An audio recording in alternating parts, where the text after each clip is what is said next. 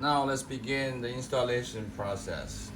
First of all, you gotta have all the tools you needed: M4, M5, M6 Allen wrenches.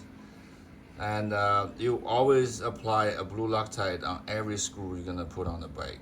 Always. This is very important. The package comes with a pack of blue Loctite. So step one, we're gonna put the exhaust brackets on the back of this plate using M6x25 screws here and the two spacers. After that, we're gonna put the base plate onto the motorcycle itself using M8x16. Let's get started. So the stock rearset has been removed. What you need to be careful is the sequence of installation.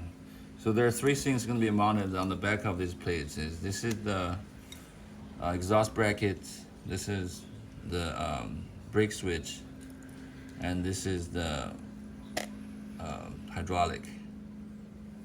So we're going to start with the brackets here. Now let's install the brackets, exhaust holding brackets right here.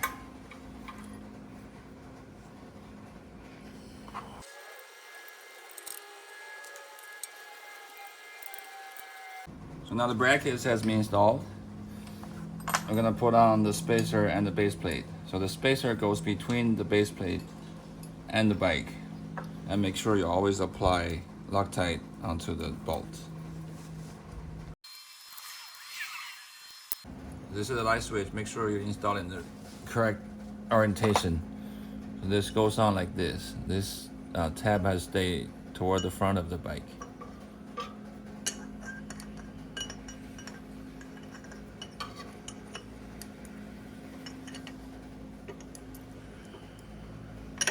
It'll be like this.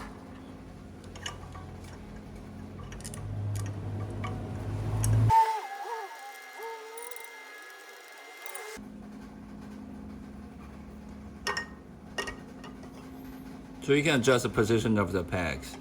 I use the lowest setting because I got long legs, but you can find the best position for yourself. And always apply the Loctite.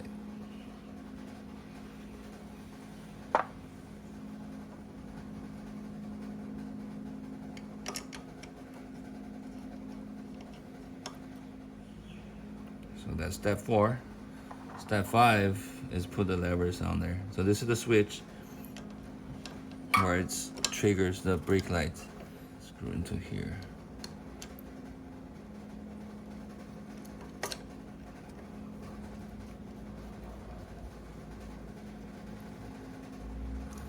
And there's a hole here. It's hard to see in the video, but that's what this bolt is for. So this bolt mounts through this part of the hydraulic. This is the pushing rod. So this end, I'll adjust that camera angle so you have a better look.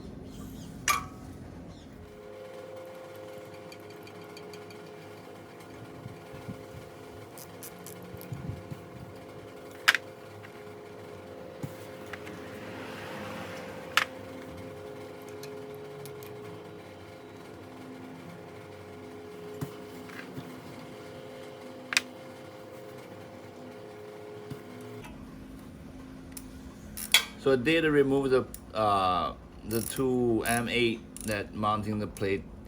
I took them off so I can access the back of the pegs. So I can get these two screws that mounting the hydraulic tighter.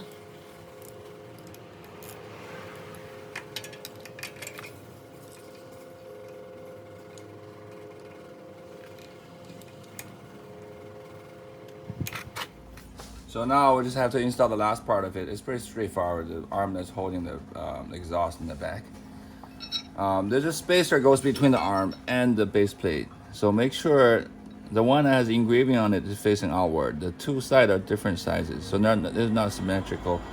So you gotta make sure this is facing outward with the one with the engraving on it. Line up the back. Line up the front. This one already had the Loctite on it, so we're just gonna go straight in.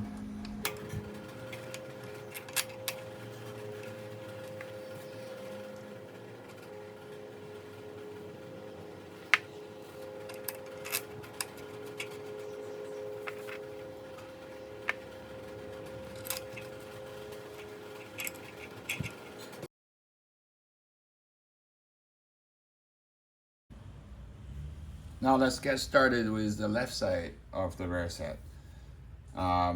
First we're gonna mount the base plate. That's step one. Step two, we're gonna mount the peg. This peg has been pre-mounted on the brackets, but it's pretty straightforward. All I have to do is screw in this hex bolt. Step three is to put on the lever for the shifter. It's easier if you have this loose, so you can screw this bolt from the back. Then we put on the pivot, the flathead screw over the bearing. The last step, we put on the passenger pegs.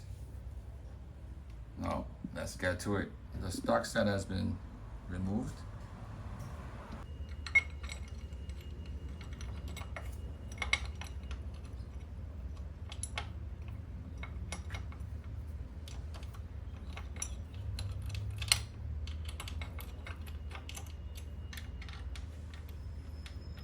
We hand tighten all those screws before we torque them into the specs.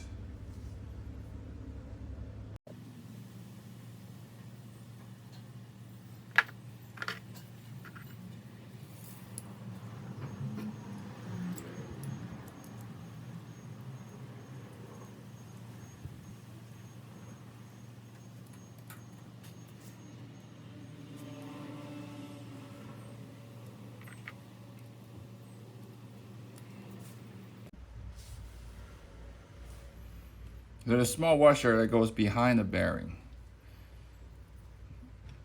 The flathead screw comes from the top, from the outside, goes through the bearing, just the small washer, then screw into the bracket.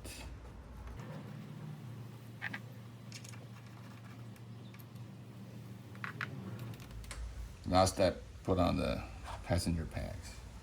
The spacer, make sure you line up at the same orientation.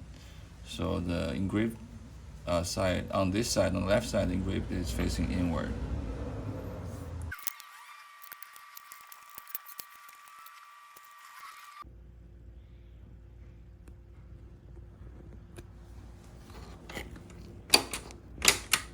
So make sure the pivot is smooth.